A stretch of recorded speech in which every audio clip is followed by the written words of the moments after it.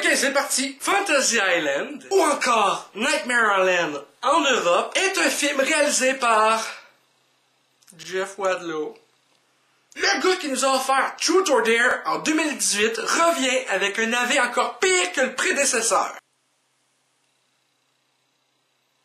Tu te fous de ma gueule, Jeff?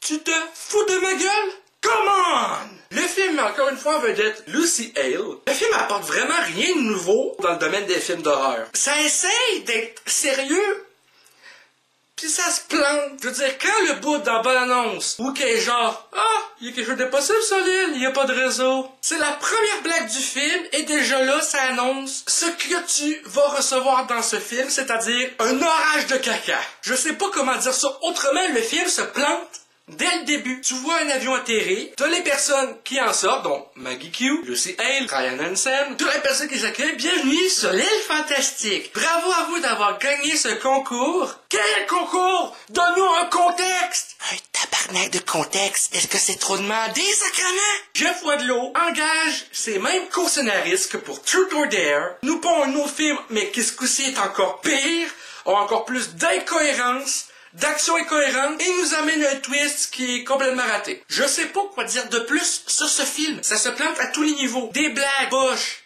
qui n'atteignent rien. Je veux dire, c'est un personnage de Ryan Hansen qui ici joue un gars qui est avec son frère, ou plutôt son demi-frère qui est asiatique. À partir du moment où tu te dis, ok, ils s'appellent des frères, ça peut être soit un qui est adopté, demi-frère, peu importe, ou tu sais, quand on se dit entre amis de gars, hey bro, ces affaires-là. Là, il faut que le film fasse une joke là-dessus, ou que, attends, vous êtes frères, pourtant vous êtes pas de la même race. Faut vraiment vous aborder le sujet en faisant une blague de merde dans un film de merde. C'est un peu comme les 4 fantastiques de Josh Trank. Il faut qu'il aborde le fait que Susan Storm a été adoptée dans le film. Tu sais, je pense qu'on le savait déjà qu'elle était adoptée, elle reste de sa famille est noire. On sait qu'il y a des familles de métis, ou des familles mixtes, maintenant. Que ce soit en 2015 ou en 2020, il y en a encore plus.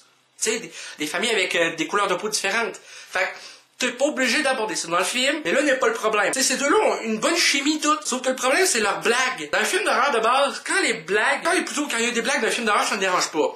Mais quand les blagues te fait tomber l'atmosphère glauque, complètement à plat, là, il y a un problème. Je pense sincèrement que j'aurais plus de fun à écouter The Grudge 2020, ou même Le Tour d'écrou, ou encore là, un film de Uwe Boll. Parce qu'au moins, Uwe Boll, quand il se plante, ses films sont juste vraiment insignifiant du début à la fin, plutôt que d'essayer d'être trop sérieux, comme House of the Dead avec des transitions du jeu vidéo direct. Tu sais, déjà, tu le sais dans ce temps-là que t'es pas supposé prendre le film au sérieux, mais quand un film comme Fantasy Island essaie d'être sérieux du début à la fin avec des jokes qui te font sortir de l'atmosphère, et qu'au final t'as un twist qui rend le tout encore peu crédible, c'est de la merde! C'est de la grosse crotte! Parlons de Michael Peña.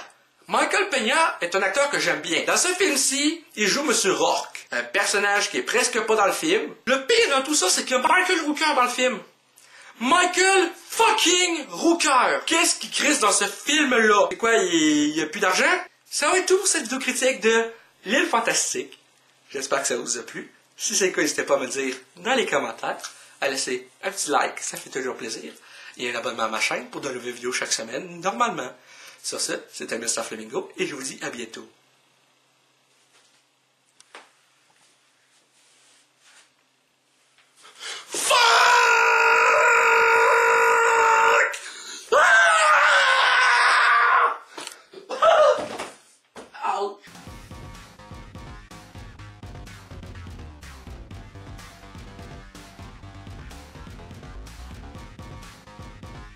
Hey le grand, c'est quoi que t'attends pour t'abonner, sacrament?